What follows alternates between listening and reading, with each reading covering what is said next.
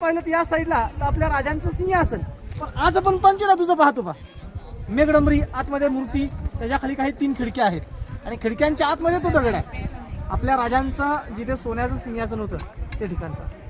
मग राजांचं सिंहासन हे सोन्याचं होतं 32 मनाचं. 32 मन म्हटलं, 1 मन म्हटलं की 40 किलो, 1280 किलोचं सिंहासन होतं बा. मग ते सिंहासन असं म्हटलेलं आहे की 9 नोव्हेंबर 1689 मध्ये औरंगजेबाचा सरदार होता जुल्फिकार खान, टोपण होतं इतिकत खान, त्याने घणाचे घाव घातले, सिंहासन तोडलं, वितलवलं, विटा केल्या आणि ते सिंहासन नेलं. पण तिथे आज आपण पंचधातूचं पाहतो का. वरची मेघडंबरी 1985 मध्ये बसवण्यात आली. आतमध्ये असणारी मूर्ती आहे 6 जून 2009 मध्ये कोल्हापूरचे राजे छत्रपती संभाजीराजे आणि बसवण्यात आली 600 किलोची मूर्ती आहे. या साईडला पहिलं गेट आहे नगारखाना. नगारखान्याची हाईट आहे ना 52 फूट हाईट आहे. आतून वरती जाण्यासाठी 32 पायऱ्या आहेत. नगारखाना, या नगारखान्यावरती नगारे चौघडे सनी वाजल्या, किल्ल्याचे दरवाजे बंद होत होते. तिथे आपल्या राजांचा शिवराज्याभिषेक सोहळा येथे झाला होता, अजूनपर्यंत होतो का. राजांच्या राज्याभिषेकासाठी या दरबारामध्ये त्यावेळी 6000 प्रजा होती.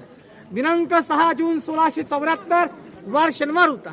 राजे शनिवारी पहाटे उठून त्यांच्या राहत्या राजवाड्यामध्ये राजे स्नान करून, राजे पोशाख घालून, जेव्हा राजे देवदेवतांचं दर्शन करून या सिंहासनावर आरूढ होणार, तर राजांच्या अंगावरती काशीच्या गागा भट्टाने 7 नद्यांचा 7 समुद्रांचा अभिषेक घालण्यात आला. राजांच्या अंगावरती 1000 मोहरा उधळण्यात आल्या. राजांच्या अंगावरती हती विष्णूची मूर्ती देण्यात आली.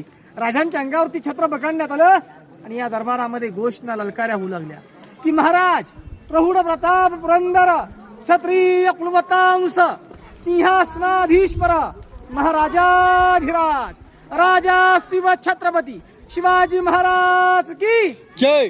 अशा प्रकारे दरबारामध्ये घोषणा होऊ लागल्या. नगारखान्यावरती नगारे चौघडे सने वाजू लागले. प्रत्येक गडकिल्ल्यांवरती तुफांचे विचारे झाले. त्यावेळी या दरबारामध्ये 6000 प्रजा होती. पण यावेळी रायगड किल्ल्यावरती 6 जूनला 6 ते 7 लाख शुभक्त उपस्थित रायगडावरती असतात.